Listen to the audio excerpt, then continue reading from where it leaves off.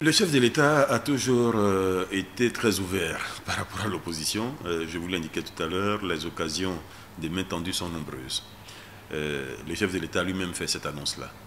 Mais il faut en face que la main qui est tendue soit attrapée avec la même bonne volonté. Il se trouve qu'en face, malheureusement, ce que nous entendons, c'est des menaces, c'est des ultimatums, c'est des injonctions au chef de l'État. Et je peux comprendre dans ces conditions que le chef de l'État n'ait pas très envie aujourd'hui d'aller à la rencontre de cette opposition-là. Si l'opposition se met dans un mode de fonctionnement républicain, qu'elle a un langage qui est apaisant, un langage qui est positif, qu'elle vient avec des propositions qui peuvent faire avancer la Côte d'Ivoire, qui peuvent faire avancer le processus électoral dans lequel nous sommes, il n'y a absolument aucune raison que le chef de l'État ne l'entende pas. Mais les discours que nous entendons, c'est quoi? C'est remettre à plat la CEI, c'est remettre en cause la liste électorale, c'est évoquer des problèmes d'insécurité qui sont les seuls probablement à vivre en Côte d'Ivoire. Dans ces conditions, que peut le chef de l'État? Donc le chef de l'État demande que dans un premier temps, une rencontre ait lieu avec le Premier ministre Aoussou Jano, qui est donc le ministre en charge du dialogue avec l'opposition.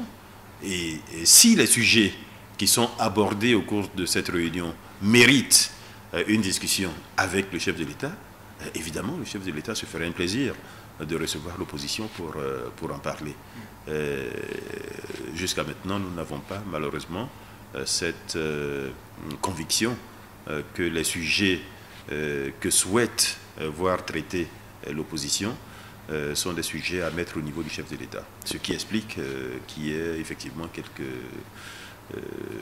quelques hésitations par rapport à cette promesse qui avait été faite.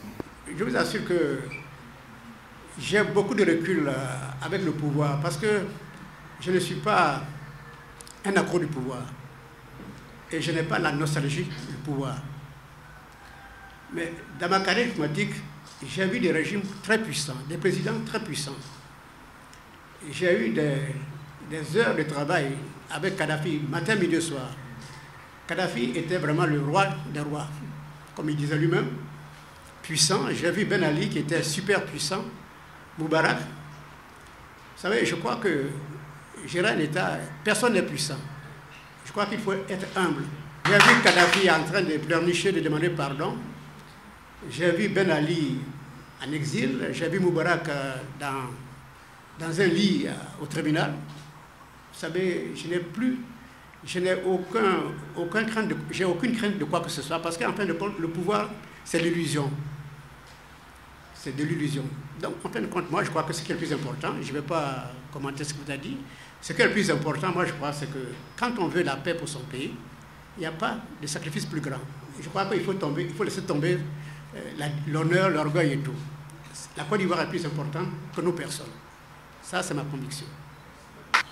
Il faut qu'on ait une ambition pour notre pays, non pas une ambition de pouvoir.